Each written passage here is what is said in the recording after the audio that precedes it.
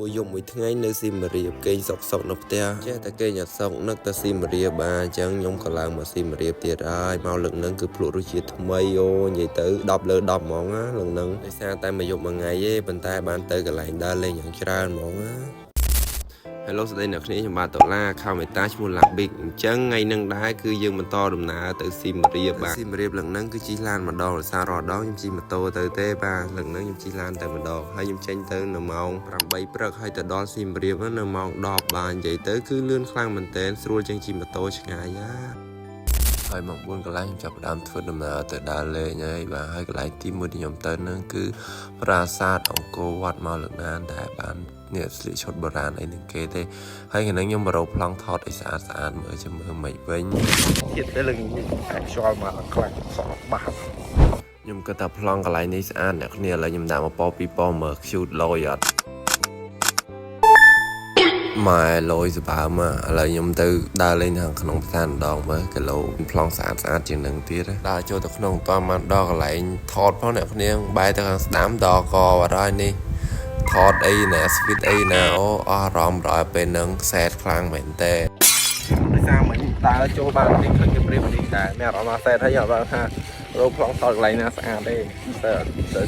ដោយសារតែគូត្រីមកគូត្រីមកគូត្រី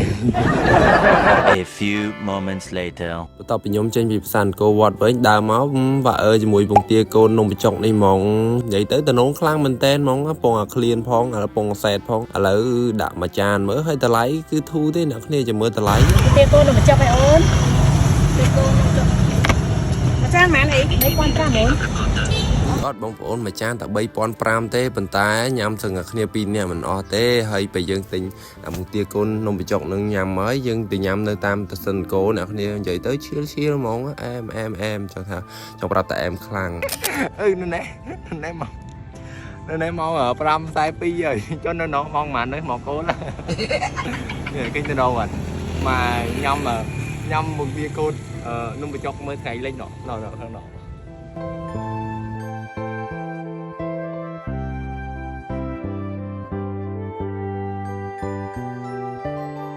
ឈានដល់វេលាពេលយប់ហើយគឺខ្ញុំចេញមកញ៉ាំអីហើយកន្លែងខ្ញុំមកញ៉ាំអីគឺជាសាឡាមីនៅទីនេះក៏តុបតែងរបស់គេគឺស្អាតហើយខ្ញុំមកស៊ីមរៀបម្ដងណាមិនដែលរំលងទេសាឡាមីហ្នឹងហើយខ្ញុំមកញ៉ាំ hot pot ទៅ hot pot កន្លែងគាត់គឺឆ្ងាញ់ក្តៅហុយពុះគ្រុកហ្មងបើបានដាក់ទឹកច្រឡុចហ្មងដាក់អែមហ្មងណាដាក់ម្ទេសចូលទឹកច្រឡុចហ្មងញ៉ាំគឺឆ្ងាញ់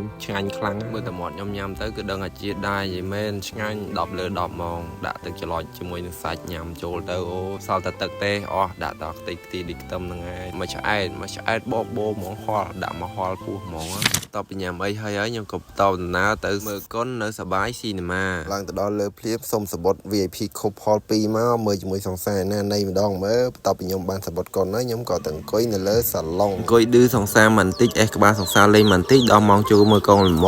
ឡើងមកដល់លើភ្លាមតមកអង្គុយក្តៅគូតហ្នឹងកញ្ញារបស់យើងប្រើទៅទិញកូកាមកយើងចុះមកទិញកូកាកញ្ញារបស់យើងមកអាសាយើងជាប្រុសស្មោះយើងត្រូវធ្វើទង្វើល្អអញ្ចឹងហើយឥឡូវដល់ម៉ោងមើលកូនហើយមានអារម្មណ៍ថាអូយភ័យ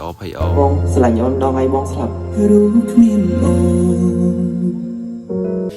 រឿងដែលខ្ញុំមកមើលនៅថ្ងៃនេះគឺរឿងលាក់សពសង្សារមានគ្នាយើងណាខ្លះដែលបានទស្សនារឿងលាក់សពសង្សារកុំភ្លេច comment ខាងក្រោមផងហើយអី rate ផងថាម៉ានលើម៉ានអូខេខ្ញុំបានមើលរួចហើយគឺល្អមើលដែរខ្ញុំភ័យខ្លាំងមែនទែនហើយវីដេអូរបស់ខ្ញុំគឺមានតែប៉ុណ្្នឹងឯងមួយយប់មួយថ្ងៃនៅស៊ីមរៀបបាទគឺអែមខ្លាំងមែនទែនចំណាយពេលលើកនេះគឺបានល្អខ្លាំងមែនទែនអូខេអ្នកគ្នាវីដេអូខ្ញុំក៏មានតែប៉ុណ្្នឹងឯងអរគុណអ្នកគ្នាសម្រាប់ការទស្សនាជួបខ្ញុំ Labik នៅវីដេអូក្រោយទៀតបាយបាយអ្នកគ្នា